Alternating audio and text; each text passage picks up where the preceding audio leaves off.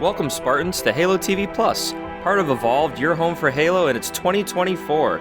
I am your host, Oran, and on Halo TV Plus, my guests and I recap Halo's original TV show, Halo the Series, and discuss its contents and unique canon within the Silver Timeline. Joining me tonight is Steve. Welcome to the show, Steve. Hey, how we doing? Happy New Year. Yeah, Happy New Year, man. It's a Halo TV show year, and they come blasting right out of the gate. And we'll see kind of how it goes, but it's a pretty great start for the year for Halo fans around the world, I would think, even on the game side and things. So we have a lot to talk about. We're finally back as well with all the strikes that have been going on, because I think all of that kind of got delayed a little bit. And if you haven't checked it out, we do have technically a episode 1 of season 2 that I did with David back in May of last year, and so that kind of dove into some of the writer strike information that we had at the time. And now that it's over, I mean, we'll dive into the actor strike and kind of how that affected everything. But man, it's nice to get just any sort of TV shows back up and running. Like, I'm starting to see advertisements for all sorts of things coming out in the next couple of months. So it's a good time to be TV and movie fan as well, just in general. Did you have any sort of lulls in any of your TV shows you were watching, or did you kind of utilize the time to maybe catch up on some backlog during all that? No, I mostly rewatched the same stuff I watch over and over again while I game. I didn't watch anything new. I haven't waited for much of anything new. I like to wait until shows have like a few seasons backed up, and then I'll dive into them. Oh, okay. Nice. All right. Well, very good. Well, today is primarily like a Season 2 preview of Halo the series. We have a release date, we have trailers, we have promotional posters, some cast interviews, we even have episode titles. I want to recap a little bit of the strikes that I just spoke about, and then we'll talk about the Halo TV Plus schedule for the next probably 3 or so months. We have January, February, March, and maybe a little bit into April kind of planned on the horizon. And we'll kind of just get into it. And then Steve, I think I'm just going to be talking a whole lot, so I'll just be kind of asking your opinions or ask questions if anything comes up on the strikes and things, and we'll kind of bounce it. Like the trailers, we'll kind of give our opinions, and I think some of our listeners also gave some of their opinions on our Discord, so we can dive into some of those responses. But before all that, some housekeeping. If you're new to the show, welcome. Halo TV Plus is part of Evolved, and it hosts other Halo podcast shows, such as Podcast Evolved, HCS Pro Talk, Mission Debrief, Builds with Blocks, and Halo Book Club. And you can learn more about each of those shows at evolvedhalo.com. They all dive into different aspects of the Halo community and the Halo lore. We kind of just distill it all into each show. So if you want only a slice of Halo, you can listen to that specific show, or listen to them all, since we cover pretty much everything. We also host a show called I Would Have Been Your Podcast, which is a Patreon exclusive podcast for those Patreon fans that we have. So thank you guys so much for our Patreon subscribers and our members. You guys help keep the show on the air, even during some of the lulls that have happened over the last couple of months with Halo news and Halo lore releases. Patrons also receive a variety of other exclusive rewards, such as early episodes, our original 18-song soundtrack swag, and our own private Discord channel that you can connect with us hosts as well. If you're not subscribed and want to learn more, head over to patreon.com/HaloEvolved. And finally, if you're a returning listener and a big fan of the show, we ask that you rate us and leave a review. We greatly appreciate all the feedback that we receive from our listeners and to improve the quality of the show. So firstly, I want to talk about the strikes, kind of diving right into this episode because it's going to be pretty packed with information. The WGA, the writer's strike, they're part of the Writers Guild of America, and they voted to strike, and it went into effect on May 2nd of last year, when the AMPTP, which stands for the Association of Motion Picture and Television Producers, and they're basically like 300 producers and lawyers that represent all of the different studios, like Paramount, Universal, Netflix, Sony, Disney, all of those major ones, and then even some smaller ones. And so when they failed to reach a negotiation contract at the end of April, and after the writers authorized their vote, they officially went on strike on the 2nd. And after 146 days on strike, the WGA leadership finally announced that they had reached a tentative agreement with the AMPTP on Sunday, September 24th, which then they voted to end the strike on Tuesday, September 26th, thus ending 148 days on strike. And then after that, there's like a week or so of a layover period where technically the strike is kind of going on, but they basically lift the restrictions because they're very optimistic that everyone's going to vote to ratify. But the official ratification vote went into effect on Monday, October 9th, with a 99% acceptance percentage, which is just huge. So great job to the writers for standing up for what they believed in and what they were owed and what they deserve for their contributions to the film and TV industry. Everyone's got to get their money. Everyone's got to get their money, but it is a lot more than that as well. And so it's really good kind of seeing the other sort of things that they were able to get with writer room staffing and kind of guaranteed rights as well. And then AI is kind of a big topic as well with a lot of AI generated content out there. So yeah, they needed a little bit bigger piece of a pie, which I'm not a writer, so I really don't know the whole ins and outs on that. But outside of that, it did seem like they had some protections that they needed to get kind of in this new wave of negotiations and just the advancement of technology, really. Yeah, movies and TV just aren't made the same way that they were even 10 years ago with all this new tech. They got to update their rules and regulations and liabilities and responsibilities and everything like that. Yeah, and that really tied into the actors when they went up for negotiation. So after the WGA, the Directors Guild, they also went into contract negotiations in June, pretty much immediately after WGA, and they were able to get they went into negotiations during May, and I think at the end of May, they were able to resolve and get a new contract, and so they were kind of taken care of. But then after that, the actors went for their contract negotiations for the month of June, which then extended into July. So the Screen Actors Guild and the American Federation of Television and Radio Artists, which is where SAG-AFTRA comes from, they approved their strike authorization in June of 2023, and then the leadership extended negotiations to July 12th, but after not reaching an agreement with the same AMPTP, they went into strike on Friday, July 14th. And then they reached their tentative agreement on Wednesday, November 8th, after 117 days. Shout out to 117. And the strike then ended the next day on November 9th after an official 118 days of being on strike. And then again, it was later ratified about a week or so later on Tuesday, December 5th, with a 78% membership voting margin. So it's not quite as unanimous, but it was still largely accepted with, again, a lot of the gains that they have, a lot of more pay for really the basic actor is kind of one way to put it. I mean, you have all your headliners and A-list stars out there. They get their own contract every time they pick up a project. So it really wasn't any more protections against them. It was more of day player cast members for one or two roles, or a role that appears maybe one or two times in a TV show episode or throughout the whole length of a movie, and those kind of actors that have been kind of struggling over the last couple of years. And then also, like you were saying, Steve, with just the advancements of technology and everything and then with AI and kind of protections about facial recognition, facial generation, voice generation, and a lot of those types of topics as well getting kind of standardized or at least talked about.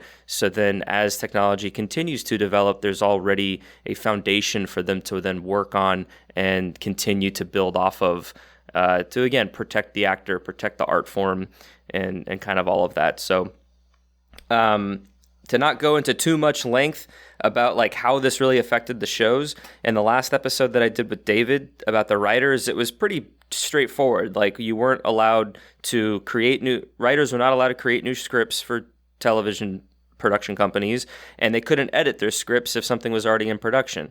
And the timing of it all, it seemed that the Halo TV show season 2 ended their filming right when the writer's strike happened. So they weren't able to edit the script from there on out. But what got more complicated, and you may have noticed this or not, but when the actors then went on strike, not only were they not allowed to act in things, but they also were not allowed to do any promotional material for projects that they're a part of. So that's why a lot of other movies and TV shows got delayed from their initial release date, because the whole marketing press junket timeline is then completely eliminated while the actors are on strike. And so then now that the actors are no longer on strike, you see Pablo Schreiber, Kiki Wolfkill and them, they're not really part of it, but like you see the actors part of the shows making appearances at trade shows and junkets and news outlets to promote the show. And we have some articles from what I think Screen Rant or Deadline to kind of talk about in here. So that's something that maybe the show was ready sooner and they just delayed everything until the show could then be basically marketed to the general public and get people excited. Or maybe it just worked out perfectly because the season 1 aired in March of 2022. So this is almost 2 years in the same sort of time window, which could have been just part of the plan all along. Steve, did you notice any of your, like, and you said you didn't really have any upcoming shows because you kind of wait for things to kind of come out, but like even like movie releases that you might have been looking for, I'm sure you guys noticed the I did notice the slump in promotional material and then the big spike in it right after I heard the strikes ended. So like it definitely, there was a noticeable difference. It's all in all to say that we're back. It's great to we're out of it now, and now the movie making machine is just pumping on all cylinders across the industry. And my TV show that I'm working on, like when the strike ended for the actors on November 8th, I was back to work on this show on November 13th, which is the following Monday. So they wasted no time to get the production office back to being operational, and then we were filming that first Monday after Thanksgiving. Right back to it. Yeah, right back to it. And we have not slowed down. And that's because we're a network show, and they had all their air dates already kind of like listed. And so when the strike happened, they just had to cancel whatever they needed to. But when the strike was over, the executives looked at it and they're like, all right, well, we can still hit these, so we need to do production. And they did the math, so to speak, and they're like, all right, we're going right back to work, which is, I'm not going to complain because I didn't work for like 4 or 5 months. So, but that's kind of how those strikes, and they definitely impacted the Halo TV show to some extent. Again, we didn't have a release date beforehand, so it's really hard to tell kind of what the original timeline was kind of, on their mindset. Maybe they did want to release this past fall, and they were in a position to do that. But, it is what it is, and we are where we are. So with all of that, we got a release date for Season 2. It premieres on Thursday, February 8th, which is right around the corner from where we are now. And that was released pretty much at the end of November, right after the actors' strike ended, and they were able to do all the promotional material for the show. On December 2nd, during the Comic-Con experience in Sao Paulo in Brazil, it was a huge just like television press junket and convention, really. And Paramount Plus had a large panel, and on it they announced Season 2 with a first look trailer. We since then we've gotten a full length trailer, and there's another like We Need Master Chief promo that just came out. So kind of talking about all three of those. Steve, if you want to start with the first look trailer, like when you first saw that last month, like what were your feelings? Like, did you Did you get kind of excited for it? Did you kind of like, oh yeah, this is coming back? Like I kind of forgot about it because season 1 kind of felt with left people with some mixed receptions. So kind of what's your overall take, I guess, of season 1, and how did the first look trailer kind of bring you back into the fold? So season 1, it's an up and down thing. There's the action was great. Yeah. You could sit there and pick apart things from frames, as far as production errors, et cetera, if you wanted to be really nitpicky. The story is its own thing. A lot of people had some opinions about the story. I'm not thrilled with the direction they chose to go myself, but it seems from some of the news we have heard that they're going to try and reel it back in. Maybe they'll get a little closer to the core source material. As soon as the date got announced, I was ready and waiting for, more and more trailers. That first trailer just wasn't enough. They threw a lot of action at us.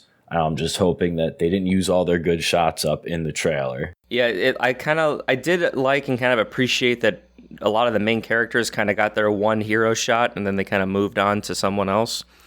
So that was kind of nice. They kind of like, oh yeah, these are the faces of the characters in the show that kind of represent these other characters in the universe that we've been so accustomed over the last decade or 2 decades now.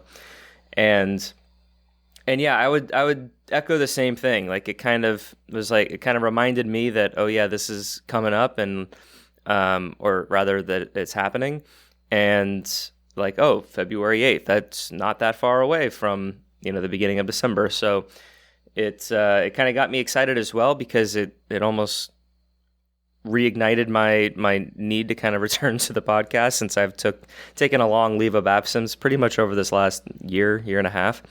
And I was like, yeah, I need to get back into Podcast Evolved and kind of do the show and talk about it, because I enjoy both aspects of the TV and movie sort of world and like that medium of storytelling.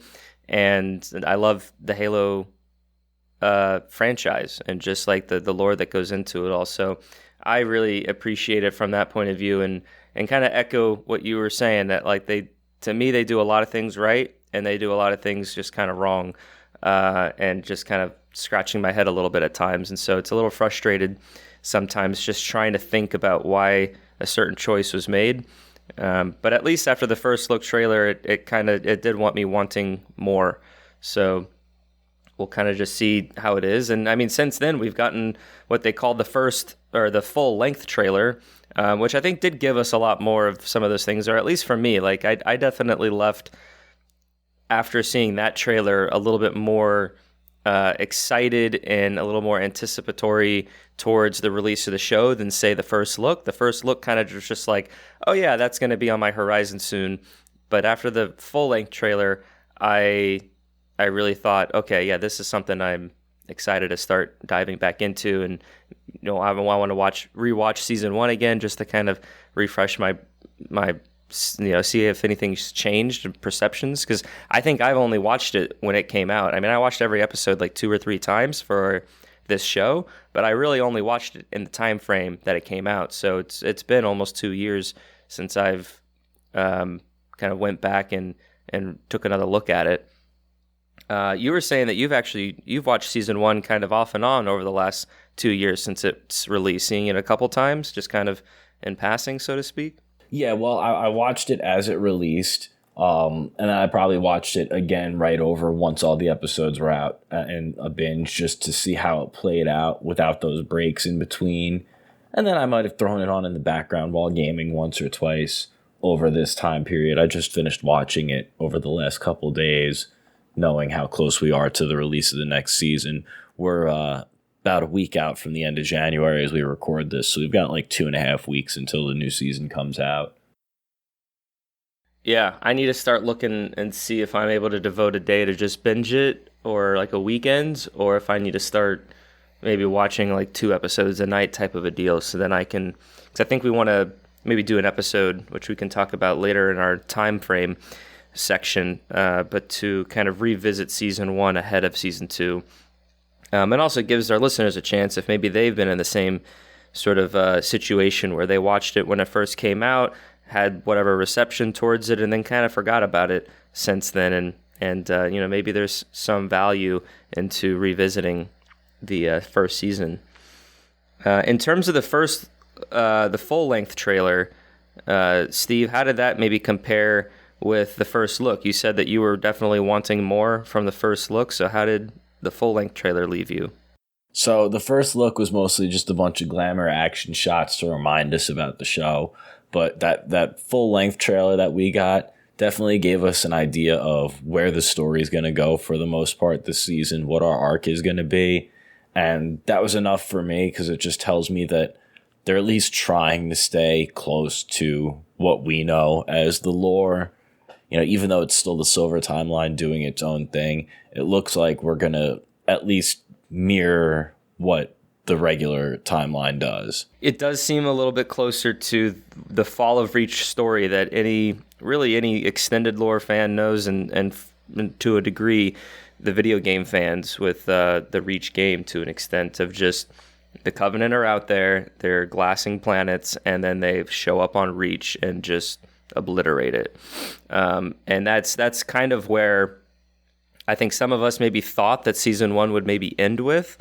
And as we watched season 1, we were definitely like, okay, well they're building up Reach to make you care about it, the Reach City, and the people who live and work there. So then they can break it up with what it is. What is the city called? Is it? No, they called it Reach City. They called it Reach City. That's why I'm laughing, because the show. Oh my gosh, Reach City.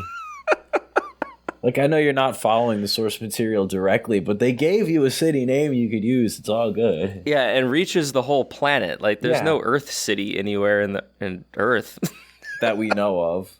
I guess that we know of. Well, Touché. at this pace, it'll be like season 5 by the time we would see Earth for the first time. Oh, if and we watch, do. It wouldn't be New Mabosa. It would be Earth City. Well, they did relocate. Oh gosh, they relocated to Fleetcom. From Australia, they relocated to Reach for the story just to make it a little bit more, I don't know, more emotional weight to the fact that when Reach falls, it, Fleetcom and all that kind of stuff will kind of be destroyed with it to a degree. Kind of like what happened after the Guardian incidents with After 5. I mean, do we know the exact timeline of like Fleetcom's locations and stuff? Because I'm sure they've hopped around over the years, if not just having multiple like main headquarters at a time. Like, we had that main Oni base in New Mabosa. Are you talking about in the show? I'm talking about just in general. I mean, I think Reach definitely had a large presence just during the UNSC's time, jumping from planet to planet and colonizing. But the head of everything is in Australia, or at least it was prior to the Guardian event. But then when the Guardians attacked the galaxy, then I think that got sort of shut down a little bit, or just like a little bit more remote. And that's when you had scattered. A bunch of everybody scattered. So yeah, they kind of tweaked that to like not need to introduce all the planets and give you all the planets' backstory, which I get. I mean, you can only develop so much with the limited screen time that you have. So I think that change to me makes sense from a narrative point of view. And they can also walk us back to those locations later on. Like, they can have Reach fall, and then they could say, okay, well, now Fleetcom fell back to Australia. Yeah. Or introduce another planet, like, there's a title of an episode called Onyx, which makes me want to scratch my head a little bit. One thing I did want to touch on with the full-length trailer is that we got, and a little bit of this in the We Need Master Chief promo as well, actually more so to that trailer, is that we get our first look at Joseph Morgan playing Colonel James Ackerson, which is a formidable character in the Halo lore within the Fall of Reach book and even the Ghosts of Onyx. And he's a colonel that really kind of despises Spartans kind of throughout and has this kind of hatred or just animosity towards Halsey. We'll dive a little bit more into his sort of past and what he's done in the core timeline or the core canon in the next episode that we do. But just from kind of knowing who he is and the kind of character he is described in the books and stuff, like any of these first looks sort of scenes that they've given us, these shots, these moments with the actor, do you think they casted him well? Maybe the writing is pretty accurate, or do you think it's too soon to really tell maybe how they're characterizing Colonel Ackerson in the TV show? Well, I've got no complaints about the casting. I mean, they've done a pretty good job casting across the board so far with this show. I just don't think we've seen enough of the character yet to make any judgment calls yet. Okay. I'm liking what I'm seeing, and yeah, the casting of the show has been pretty top notch all around, and I think that was one of the praise that we gave throughout. And I know there's a lot of controversy about Captain Keyes when that casting kind of came out, but that actor, I think, does a good job with what he's working with. Again, I think some of the narrative and maybe dialogue choices can be further discussed upon, but in terms of the actor's ability to kind of take in the character and use what is written to their disposal, I think have been largely successful. And it looks like, I think I'm fairly optimistic that Joseph Morgan will kind of be in the same boat with Ackerson. I kind of like sort of what I've seen so far, and want some more, kind of see how he shakes things up, because he kind of is painted, to kind of dive into a little bit of the most recent promo that we've gotten to date. Again, we're recording this about the third week of January, but there was a "We Need Master Chief" promo that Paramount Plus took out, and there's some lines in there and some dialogue from Ackerson's kind of describing that, oh, I need Master Chief, like he needs to kind of help us. And so it's an interesting sort of play, because for core canon fans, you kind of know that there's not necessarily some one-to-one sort of gratitude and need, and so we don't know kind of where some like backstabbing might come into play, or some trust issues. So it's piquing my interest to kind of see how they unfold and kind of utilize that relationship. But again, I would say the "We Need Master Chief" promo was more or less the same to what we got with the first look trailer. It was very short, a lot of kind of the best shots of the best, if you will, like you said. I think definitely the full length trailer was kind of like the advertisement piece that really sells kind of what we might be getting with season 2. Yeah, I think the full length trailer was what the average viewer needs to know going into this season. And I think that second trailer, or I'm sorry, not the second trailer, the newest trailer, the one that came out yesterday, that was probably more full of the little Easter eggs and details for the fans. Yeah, gotcha. Which I think we'll kind of break down a little bit more closely, like I said, because we're going to dive into some of the... I guess I can just kind of do a segue into that. The next episode that we're going to do will be kind of core canon for season 2. We did this for season 1, where we talked about a lot of main points from the core canon that we think, and from what we knew at the time before season 1 came out, kind of what we're going to discuss.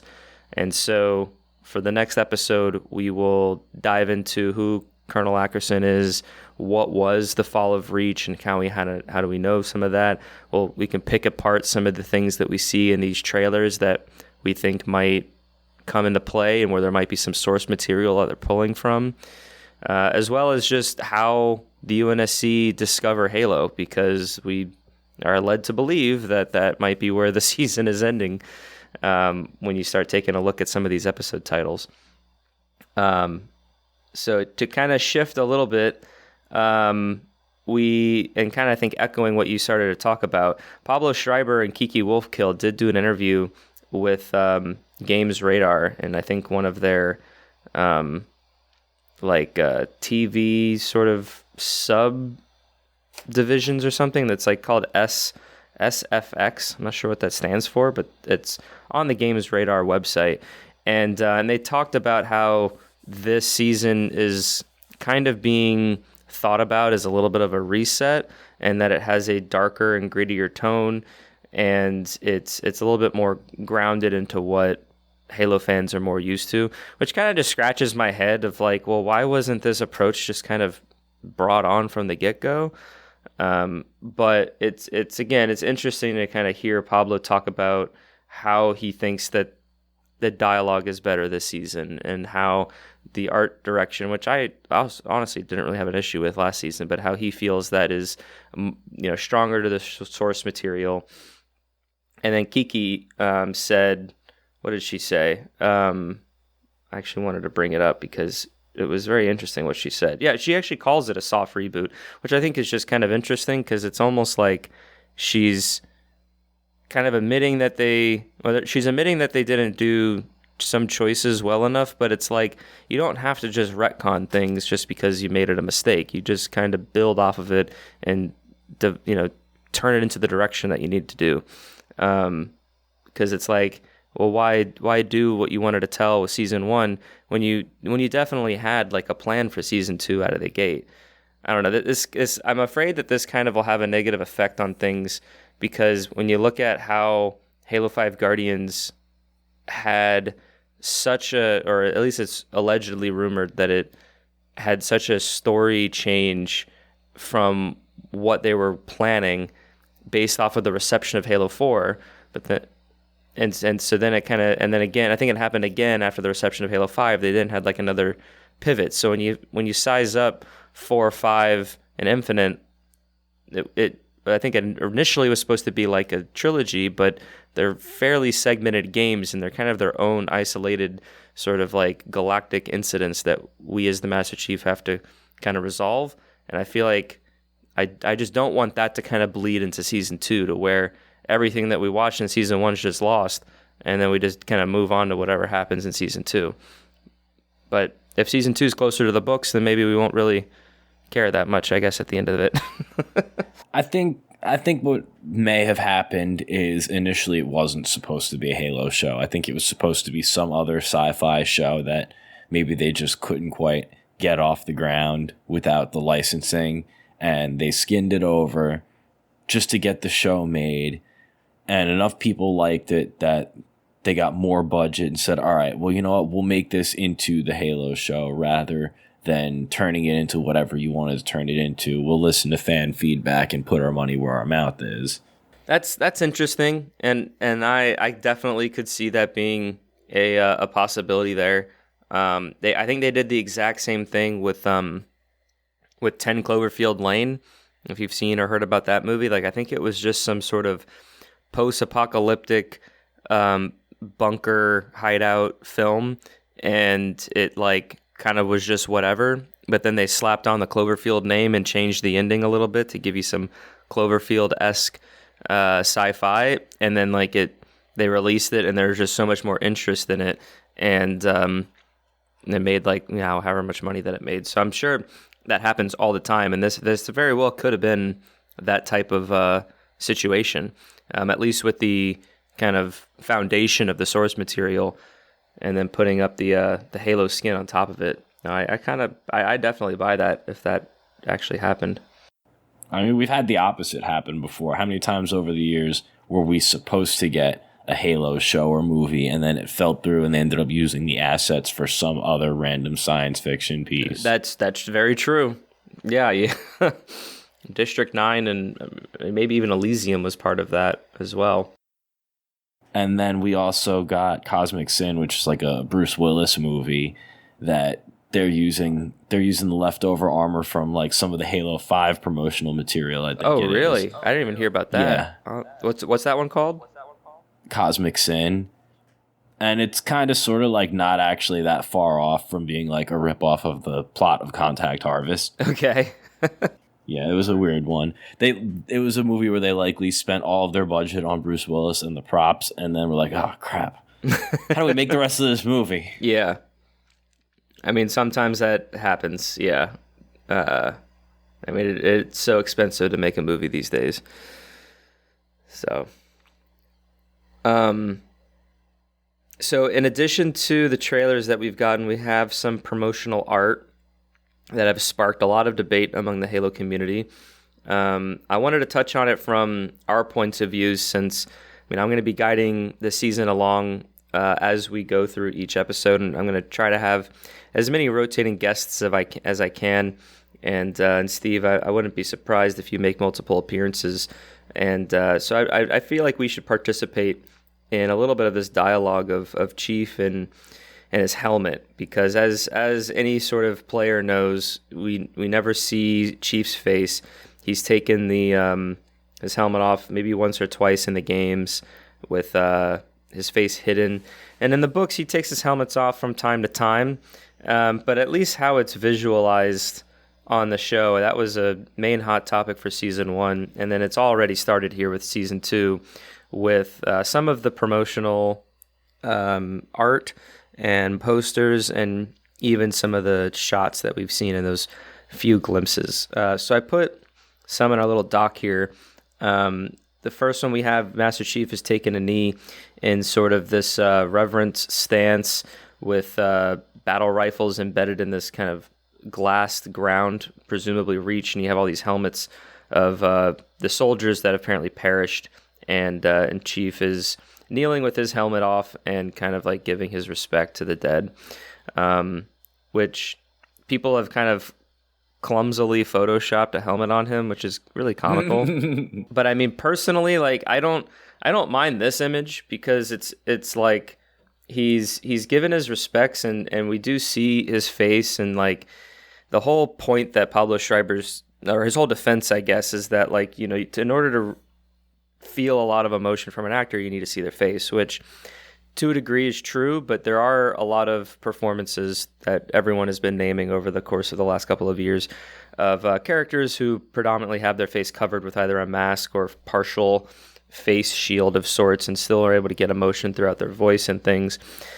And I want to just contrast this with the other image that I have, where it's Chief holding a Marine over his shoulder in the battlefield, and there's like rubble and fires going on behind him, and there's this great heroic light shining down on him as Reach is basically burning behind him, and he's there without his helmet. I've seen that one with his helmet photoshopped on too. Yeah.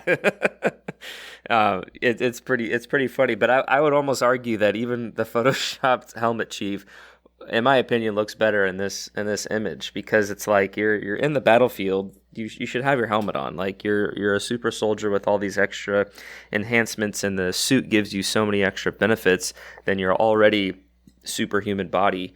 Like you're in the fight. Like when you're in the fight, you got to stay in the fight. And also, both his hands are full here. He's got a dude on his shoulder with one hand and a gun in the other hand. So where even is his helmet? Did he just like chuck that shit somewhere, and he's got to find it after he puts this dude down? Maybe he magnetized it to his back so it could just hang out there. Yeah, but then again, that's a good like, question. Because even in the show of season 1, like he'll be doing stuff, but then he's like, well, he's just holding his helmet and he's running around. Like, free up your hand and put your helmet on, dude. Like, all right, so like in some of the trailers, though, we've got him fighting in no gear at all. We've got him fighting without a helmet, and we've got a shot of him putting his helmet on with like half of the visor just straight blasted out, like he was going through some serious shit. So I'm thinking at some point, like, it goes down while he's in the barracks somewhere, not even geared up, and he's got to try and gear up while they're defending the place.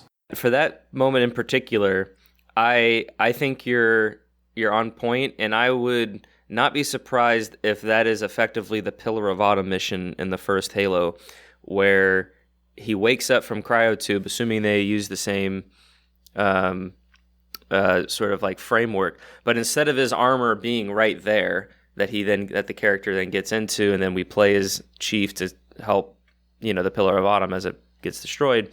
Now he has to like fight and then get to his armor, or maybe he wasn't even in cryo sleep and he was just in a different part of the ship. But like if that's kind of how they do it, and he has to respond there, and he's fighting, and then he has to get to his armor, like I would be okay with that as just like a general audience member, and who kind of wants to see the drama of this character who has kind of a body armor to not necessarily hide behind, but to protect him. And now he's just much more exposed to the plasma weaponry of the Covenant. So that, yeah, I think we're kind of on the same wavelength in terms of how much shit might be hitting the fan. Well, what I'm thinking they're, on base or in barracks somewhere when Reach gets hit, like midway through the season. They spend the last half of the season with just all of the shit hitting all of the fans at the same time. And he's got to gear up and fight and defend Reach, and then it ends with him having to bail after getting all beat up and what have you, and then maybe leave it a coin toss if he's got to leave the rest of Silver Team behind to get blasted on Reach. Maybe they get glassed, and maybe that's part of how they do their reset. Oh, if they glass Reach and then they kind of leave in this like no hope scenario, and then from there it's a little bit more of a clean slate, you mean? I think it's a possibility. Okay. I don't know about a likelihood, but I think it's a possibility if we're looking at where the web can go. Yeah, I'm following. Yeah, I kind of assumed it would be a little bit more jumping around, but it would be very interesting if they kept themselves on Reach for like the majority of the season, and it's like maybe the Covenant attack early, and it's almost like in the game Reach where you get the first contact, and then as that campaign goes, like the destruction of the Covenant just kind of gets increasingly more forward facing to where eventually it gets glassed at the end, and that would be a very interesting sort of character development for everybody involved, and as you're kind of constantly moving around as opposed to kind of jumping around between space and all these different locations and figuring out what's going on. I didn't consider that, but that's also a really interesting idea that theoretically could be part of the overall narrative.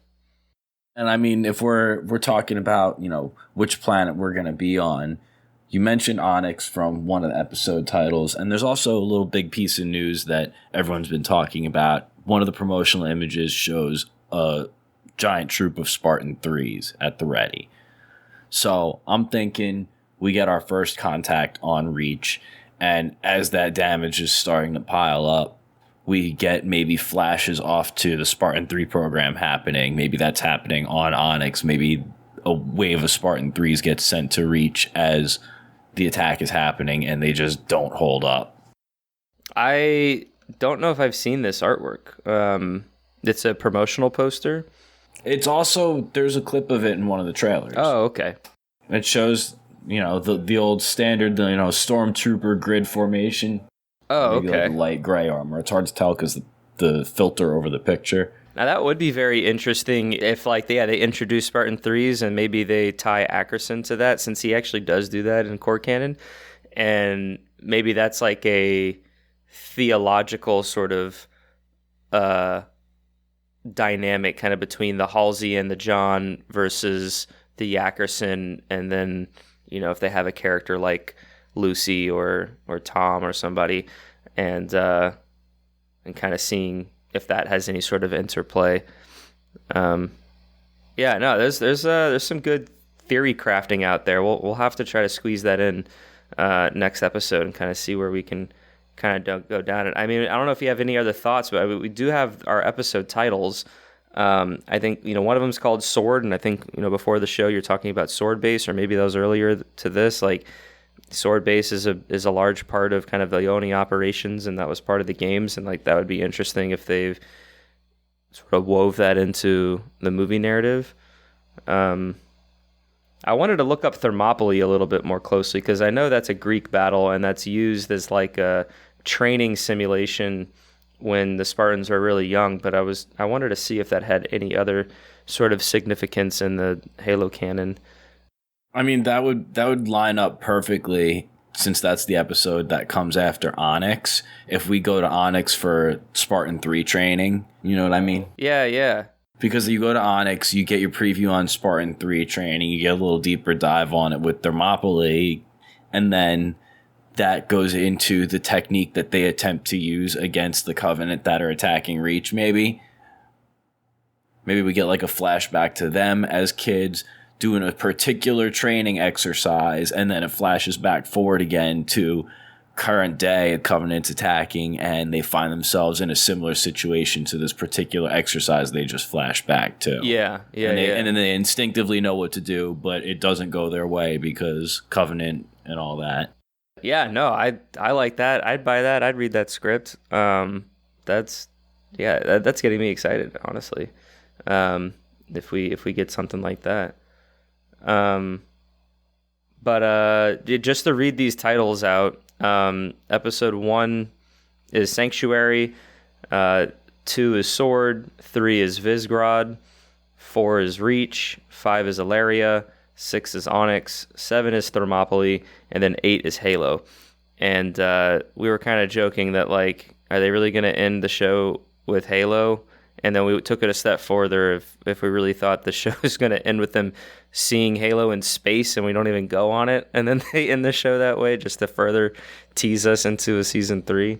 We're going to go an entire 2 seasons of a TV show named Halo before we actually get to a Halo. I mean, it sucks from the fans and all that kind of stuff, but like to for the studio execs, you know, they want to really draw it out as much as they can. Like I kind of see that angle, which, I mean, you could do so much on the surface of a Halo ring. Like, there's so many stories. Like, you could do 3-4 seasons on Halo alone. And, you know, they'll just, like, really milk out the entrance in the Pillar of Autumn beginning before the Halo for, like, a good 2 to 3 episodes before we even get to the surface. We're going to get to the surface maybe at the halfway point of Season 3, if we're lucky. Oh, man. And then the last episode of Season 3 will be, like, the teaser for the first time we see 343 Guilty Spark. John will find something within, like, the last 3 minutes of the show, and it'll show, like, just his helmet, like, looking at his face, and blue text scrolling up the screen, and it'll end with that voice. Greetings, Reclaimer. Yeah. Yeah, and maybe it'll show, like, the reflection of his eye in the visor. That's what I thought. That's what I thought you were going to, where like you kind of get that blue pulsing, emanating light, and then in the reflection of his visor, you see 343. So you actually don't see him. Marathon logo. Yeah, exactly. No, man, we should just write the show. In terms of release dates, so episode 1 and 2 are actually releasing on February 8th. So it'll be a double episode, not announcement, what's it called? Premiere. So 2 episode premiere on the 8th. And then every Thursday after that will be the remaining 6 episodes. So that's just February 15th, 22nd, 29th, and then March 7th, 14th, and 21st. So we'll cover all of that. And then we'll do our season breakdown at the end, and then maybe an episode or 2 after that to kind of take us into April in terms of our coverage. I mean, I'd love to hear what some of the other community members and listeners think about the show, and maybe do an episode about what they thought and kind of talk about them, or maybe they ask us questions for certain things that they were really drawn to. But that's kind of our overall format there. If you're new to Halo TV Plus and you want to listen to season 1, it's all there on Apple Podcasts and Spotify and everything. And every episode we dove into we did a commentary episode and an analysis episode. And the commentary is where I recorded with my guest while actually watching the episode. And we kind of talked about things that happened on screen, talked about our opinions, how we felt when we watched it. And then we took like maybe 2 or 3 key moments from that episode and then did a second podcast episode where we discussed those 2 or 3 points in greater detail. And that's what we called our analysis. And I got some positive feedback on that, and no one, really provided with alternatives. So we're just going to kind of keep the same formula if it works. So you'll keep an eye out for those 2 episodes each week. And then the first week, it's going to be overtime for me. I'm going to have to watch both episodes, record both episodes for each episode, and edit all 4 of those episodes in that first week. But it should be some good content for you guys listening out there. We've had enough of a Halo drought for a long time now. It's about time they started giving us plenty. Yes. And I was listening to that community live stream they had for the game, and kind of listening to that on kind of some of their philosophies and new things that are coming to Halo Infinite. And I'm just like, wow, like they've come a long way, but like to be gone for like a year and a half from that game, and then to kind of hear where they are, it just is like the leap is not that far, And it's just like, man, like what? They're really taking their time with things. Like it's not the heyday of 2019, 2020 of like all the news and the buzz and the lore and kind of everything leading up to Infinite's release. Like it really slowed down over the last little while. So yeah, we're happy to kind of being to produce stuff again and kind of get that stuff to you.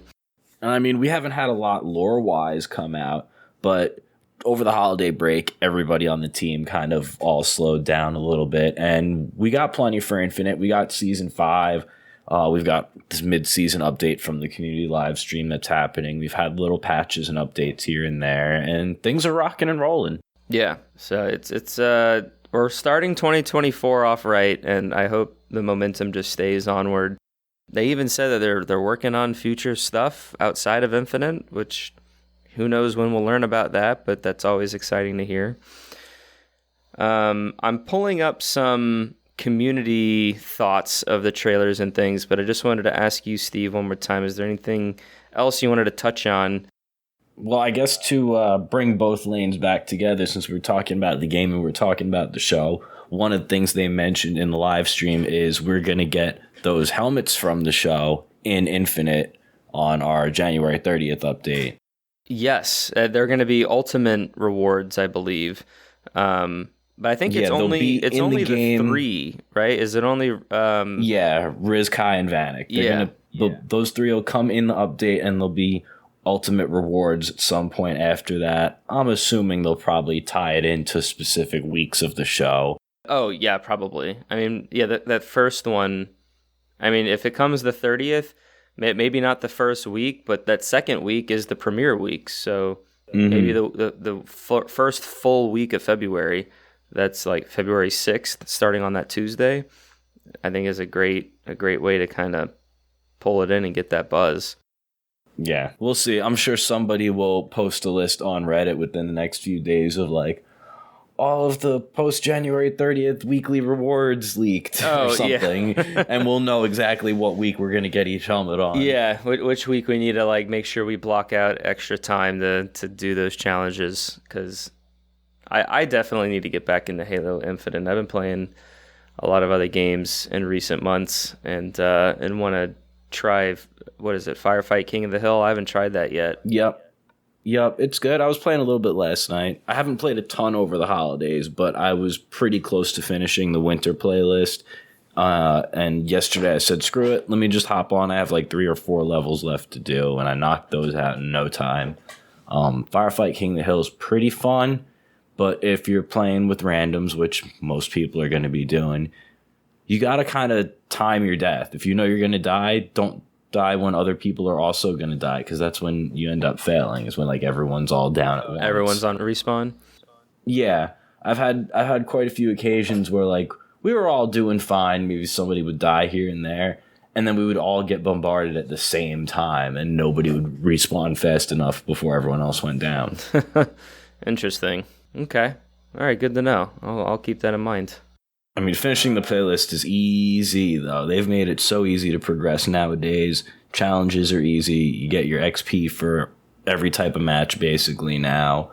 I still have over 100 XP boosts I'm sitting on because, like, I don't even need to use them. I'm sure I have maybe not 100, but close to, because I remember they doubled it or something, because I got whatever I got for drinking the energy drink way back when. Yeah, cashed in on the Rockstar promo. Yeah, that's what well, I was getting like my meals paid for by work, so I would just go somewhere where I can get a Rockstar drink as well as my drink, so it's kind of getting some free codes.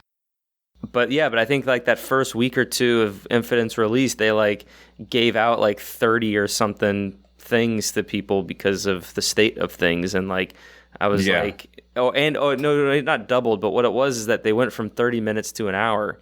And so then now I have, so if you have 100, that's 100 hours of playing like with these boosts. And that's just, I mean, it's a lot. And so it's going to last me for a while. Yeah, especially with like match XP on top of all the challenges. It doesn't take much work to level up nowadays.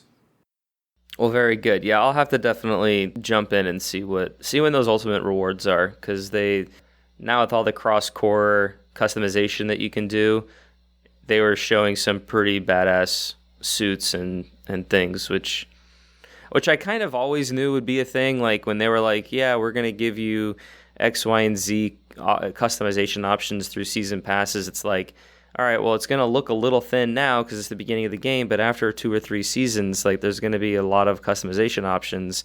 And then now that they're just opening things up, it's kind of really at like a really good place right now, I think, to where you can really customize your Spartan to being really unique and stuff. I just hope the armor coatings have been getting better because I remember those were kind of they are. The coatings are getting better. So many of them are cross-core or on the list to be made cross-core if they aren't already. I'm sure if you were watching the stream, you saw the Season 1 HCS bundles will come back, and they're going to finally be unkitted, so you can use those coatings if you have them. Yeah, those coatings, the new ones as well. I was like, I'm not even a fan of some of those teams, but like their coatings just look so cool. Oh, I've grabbed like a couple with leftover credits here and there. Like I use my Microsoft Rewards points for DLC content and stuff, so I'll use my Microsoft Rewards points and grab like a couple things in Halo. So it's like, I didn't pay nothing. Why not? Thanks, Microsoft. There you go. But I think I've got one of the SSG ones because it's all gold, and I've got a couple of the other team things as well. Okay. Well, I wanted to round things out with some community input. So I asked our Discord just kind of what are people's reactions from some of the marketing. Are people like even excited for season 2? Are you rewatching season 1, or does anyone maybe not care? And I got some responses, and to kind of just go over a few of them, we have Chief McLean said that he's watching season 1 begrudgingly and still cautiously optimistic for season 2. So we'll kind of just see what happens with that. Master Beef says still shows Chief without his helmet too much, but the actual trailer looks really amazing. After seeing the trailer, I'm pretty optimistic about it. He's not rewatching season 1, and as far as he's seen, a lot of people are still shitting on the first season, but he thinks a minority of the community is actually looking forward to it. So all he really cares about is if the show has some good writing and good action, since the lore accuracy is not really there. So thank you, Master Beef, for all that input. And then DeSudo said, great trailers, feels gritty, very excited, and they're treating it as like a spin-off with actual lore, and he'd be very happy if they kind of went that route. And he will rewatch season 1 and hoping for a better story in season 2, and he still cares. And he just hopes that the team still delivers and allow for some artistic input from the crowd. So our listeners are looking forward to it just like we are. So if you're listening to this right now and you want to give us any sort of opinions that you have of the promotional materials before we get into season 2's release, you can join our Discord, Halo Evolved, and you can put it in the group chats at me, Oran, so I'd see the notification, or you can tweet at us or do any of those other social media things that we have. Like I said, for the TV release schedule, we already have episode 1 out called Rap Party and Writer's Strike. This is episode 2. Next week will be Core Canon for season 2, and then the following week will be a season 1 retrospective where we talk about maybe additional things we learned from watching it again, and maybe get into some more speculation. And then, like I said, with kind of the releases, once the show releases, we have our commentary episode and our analysis episodes. Is there anything else you want to touch on, Steve, before we close out? I think we hit all the bases. We're going to have plenty more episodes coming up to talk about the show. I think we still have a few episodes we need to knock out as far as other lore and about Infinite. So anything we forget here, we'll drop in another episode that's coming up. Yeah, very, very true. So this is merely the beginning of our journey over the next, I'd say, 4 months, talking about the show. And I'm excited. I have all the optimism I have for it, and I just hope it delivers. and we'll just go from there. But thank you, Steve, for joining me, and to the listeners, thank you for joining us for this in another week of Halo TV Plus. Now that we're back in full force, Halo the series premieres exclusively on Paramount Plus every Thursday once it premieres on February 8th. Again, episodes 1 and 2 will premiere on the 8th. It'll be a double premiere. And then, like I mentioned at the top of the show, you can find every episode of all of our shows that Evolve produces on our website, evolvedhalo.com. And it has links to our Discord server, Patreon page. We do have an Xbox Live Club. I'm not really sure how active that is, as well as other contact information. Another special shout out to all of our patrons for supporting Evolved and making all of our shows possible. And you can, if you want to check out our Patreon page, it is patreon.com/haloevolved.com. Or sorry, just patreon.com/haloevolved to learn more. And then finally, if you want to leave us an email or a voicemail about this week, you can email us at podcastevolved@gmail.com, or you can give us a call at 205-EVOLVED. That's 205-386-5833. And we're on social media, so find our Instagram, our X, formerly known as Twitter. We got the Facebook page. We have a YouTube channel. Oh, that's right. YouTube is, I think there's somebody who's working on messing with it. It has its ups and downs of activity. But we're out there. We're on all sorts of different platforms. So just pick your platform of choice and search, and you'll probably find us. Yeah, and one of us, again, we have a pretty good sized crew working behind the scenes. So one of us, I'm sure, will reach out and connect with you. So connect with us, and we'll go on this Halo journey together. So, well, until next time, everyone, I've been your host, Oran, and with me was Steve. And until next time, evolve.